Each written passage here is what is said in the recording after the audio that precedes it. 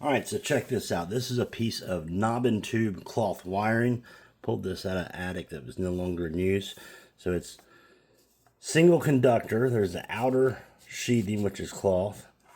The inner sheathing, which is cloth, which I peeled back. And then a lot of people think that it's the bare wire against the cloth. It's not. This is the rubber insulator.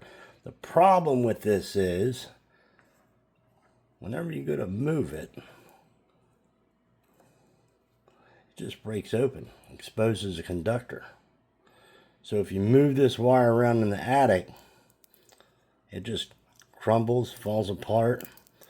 It's petrified. That's why insurance companies don't like it. Knob and tube cloth wiring, put in homes up until probably the 1950s. I think it's the latest home we've seen it in. Big time danger. So I don't know of any insurance companies that'll insure cloth, knob and tube. They'll insure cloth, but the thermoplastic they'll insure, not this stuff. So just an FYI, guys.